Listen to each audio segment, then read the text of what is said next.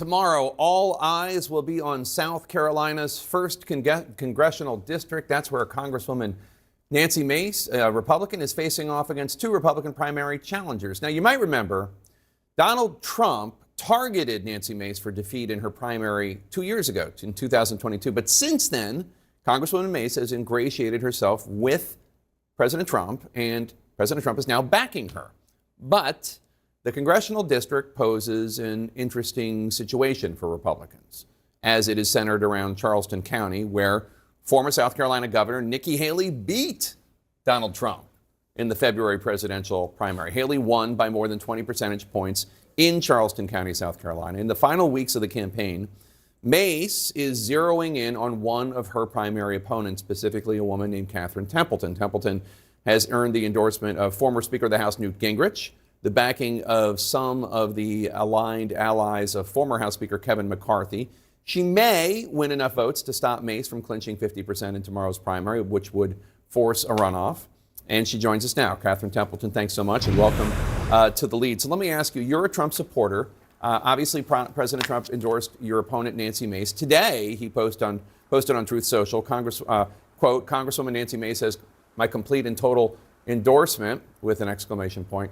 How much do you think his endorsement matters in this district, given the fact that Nikki Haley did beat Trump in the primary in Charleston County?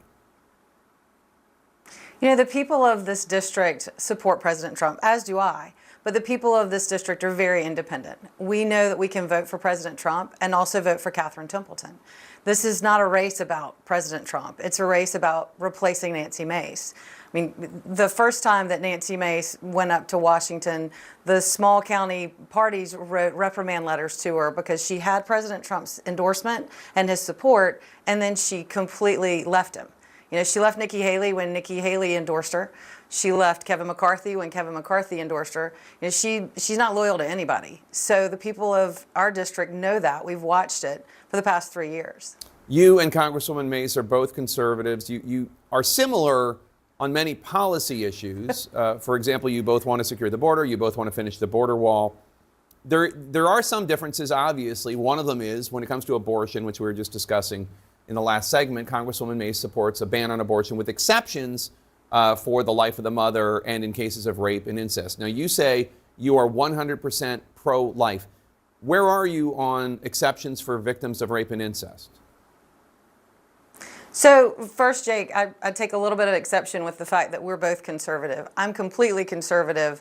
I am pro-life, and I do make room for all exceptions since Roe versus Wade.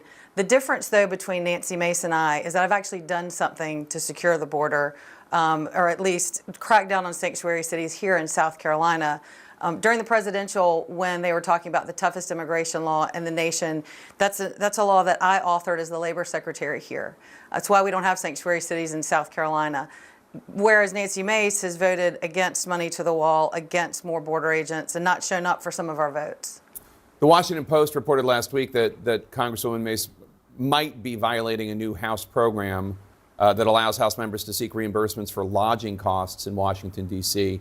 In 2023, Congresswoman Mace expensed an average of $2,300 a month in costs.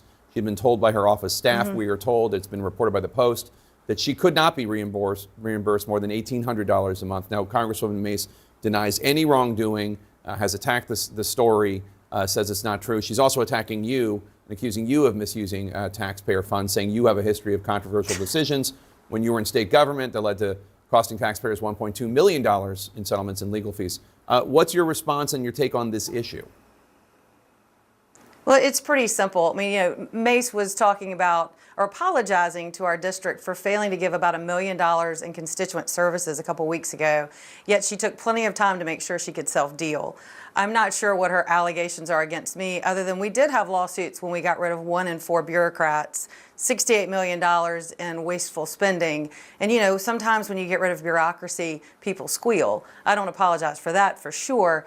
But most importantly, my service was to the state and the taxpayers. Her service is to herself and fleecing the taxpayers, taking our dollars and lining her pockets.